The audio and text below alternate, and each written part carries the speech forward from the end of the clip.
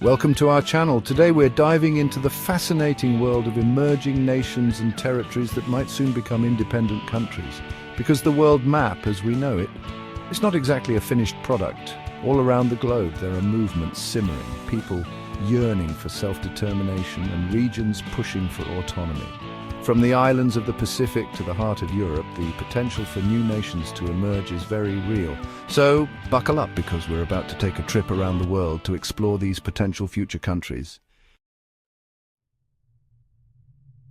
Our first stop takes us to the lush, mountainous island of Bougainville in the Pacific Ocean. Now, Bougainville has a history as rich and fertile as its volcanic soil, but it's also a history marked by conflict. You see, Bougainville is geographically part of Papua New Guinea, but its people are culturally and ethnically distinct. This difference, coupled with exploitation of the massive Panguna mine, the environmental damage it caused, and a desire for self-determination, led to a brutal civil war with Papua New Guinea that lasted almost a decade. The Bougainville conflict was a tragedy, but it also sowed the seeds of change. After years of struggle and negotiation, a peace agreement was reached, paving the way for a 2019 referendum on independence. And the result? An overwhelming majority, almost 98%, voted in favor of becoming independent. However, the path to full nationhood is rarely straightforward.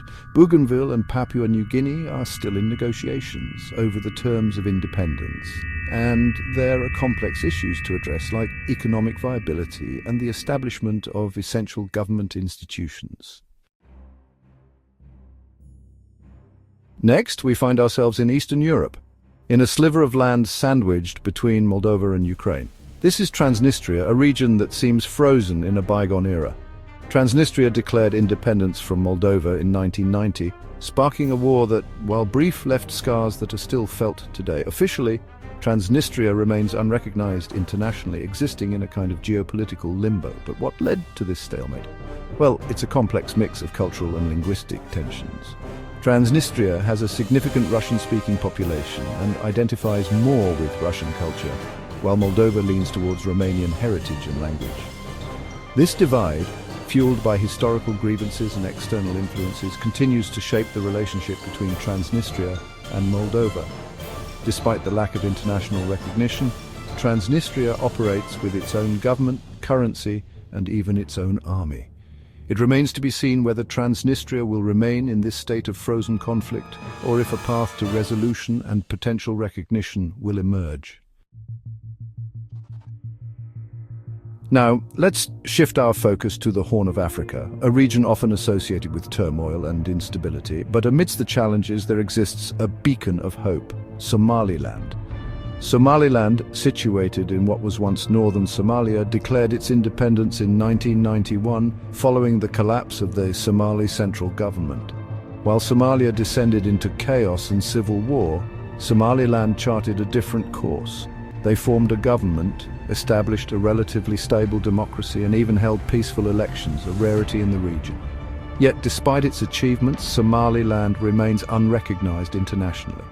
The world views Somaliland as part of Somalia, reluctant to redraw borders and potentially encourage further fragmentation in the region. But Somaliland persists, building its case for recognition based on its democratic credentials, economic progress, and unwavering pursuit of self-determination. Chapter 4. Western Sahara, a desert in dispute. Our next destination takes us to the vast, arid expanse of North Africa, to a region known as Western Sahara. This sparsely populated territory has been at the heart of a long and bitter dispute, a story that intertwines colonization, self-determination, and international politics. For much of the 20th century, Western Sahara was a Spanish colony. But as Spain's colonial empire crumbled, the Sahrawi people, the indigenous population of Western Sahara, sought independence and self-governance. However, their aspirations were met with resistance from neighboring Morocco, which laid claim to the territory. This sparked a conflict that continues to this day, with Morocco controlling most of Western Sahara, while a Sahrawi liberation movement, the Polisario Front, fights for independence and holds control over a portion of the territory. The international community remains divided on the issue, with some countries recognizing Morocco's claim while others support the Sahrawi people's right to self-determination. The fate of Western Sahara hangs in the balance, a stark reminder of the enduring legacy of colonialism and the complexities of international law. Chapter 5: East African Federation. A union in the making. Let's shift gears now and journey to East Africa, a region brimming with potential and on the cusp of a historic transformation. Imagine a single unified entity encompassing some of the fastest growing economies in the world: Tanzania, Kenya, Uganda, Rwanda, Burundi, South Sudan, and the Democratic Republic of Congo. This is the vision behind the proposed East African Federation, an ambitious project that aims to create a political and economic powerhouse in the heart of Africa. The idea of a unified East Africa is not new. It's been a dream shared by many, fueled by the desire for greater regional integration and cooperation. A unified East Africa could potentially wield significant economic clout, boasting a massive market, abundant resources, and a young, dynamic population. However, the path to federation is fraught with challenges. Each member country has its own unique history, political system, and economic priorities.